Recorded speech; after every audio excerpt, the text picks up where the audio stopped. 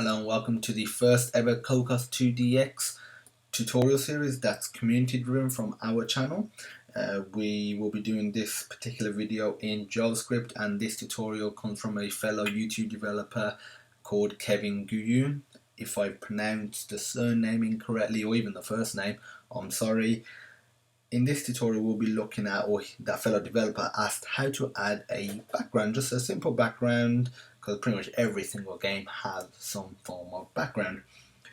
I will obviously already have a base project set up, which there'll be a link in the description to the source code. It's actually a base project from tutorial 3, slightly modified from the Cocos2d-x JavaScript tutorial series.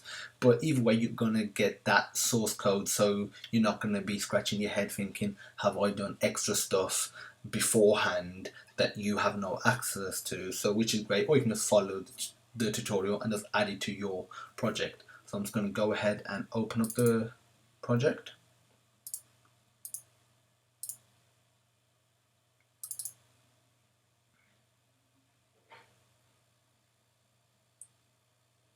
Here I've already got the background that I want. It's just a simple star background as you would have in some sort of futuristic sci-fi space game. And it is located in the resource folder in res and in each one of the actual folders for the different devices. Already added it. You may want to, obviously you will want to add your backgrounds, etc. But I've already added it. It's very simple, just copy and paste and you're all good to go. So let's just actually get to it. It's actually very simple.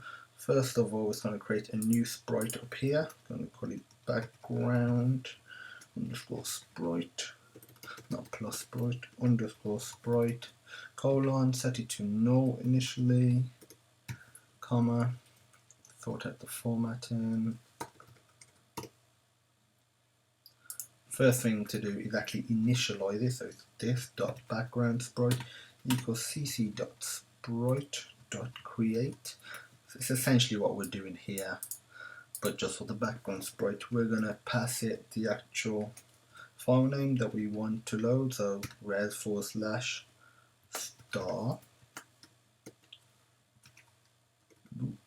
star background.png. Then you want to set the anchor point, so this dot background sprite dot set anchor point, and we'll do cc.p, and here we'll put 0.5, 0.5.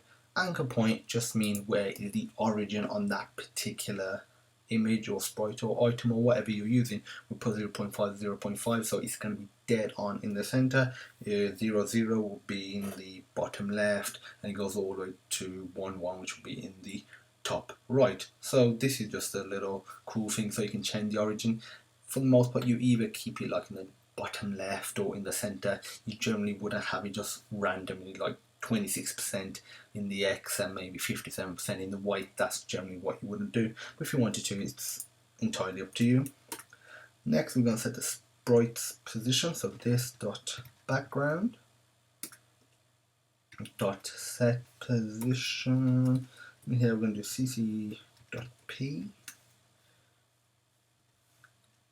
and inside here we're going to do size dot width divided by 2, essentially exactly what we've done for the my sprite. Then size dot height divided by 2, and the only last thing we've got to do is actually add the sprite as a child to the layer, so this dot add child. Then inside let's do this, sorry about that, dot background sprite.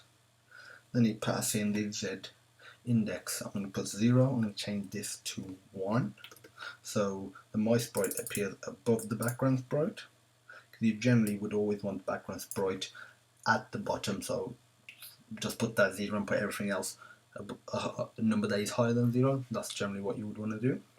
So let's just click play and run, and if it all works, what you should see is a background image of stars in the center of the screen.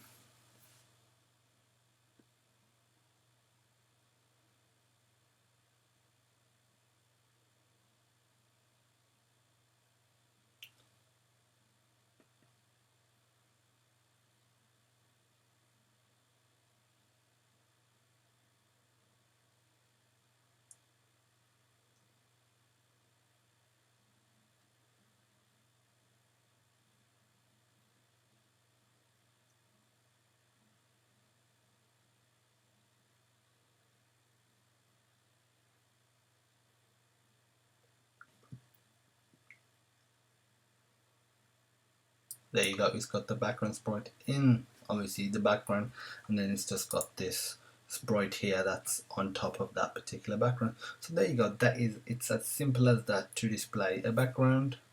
And I can show you working on a, I don't know, maybe an iPad.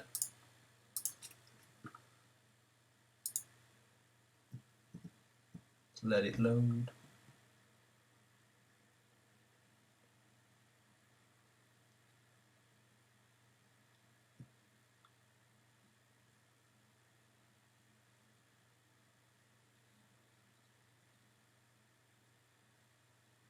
There you go, and it's loaded the appropriate background from the appropriate folder. It's loaded it from the iPad folder this time, before it loaded it from the iPhone folder. That's it for this tutorial. One thing I'm going to mention is in this tutorial, actually the base project that I'm going to provide is going to be exactly the same as this was at the start before I started coding, but there's going to be one minor difference. The device orientation is going to be landscape instead of portrait, so I don't want you to download the base, run it and think, why is it landscape instead of portrait?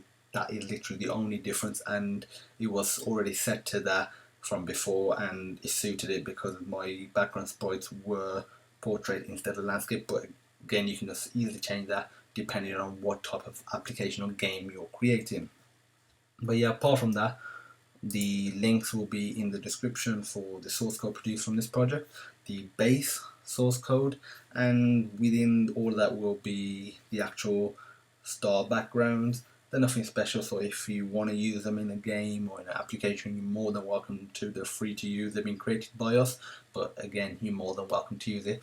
And thank you, Kevin Guyon, who is a fellow YouTube subscriber and developer that asked this question of how to add a background. Just keep the questions coming. This is what this tutorial series is about. It's not us thinking of stuff to do.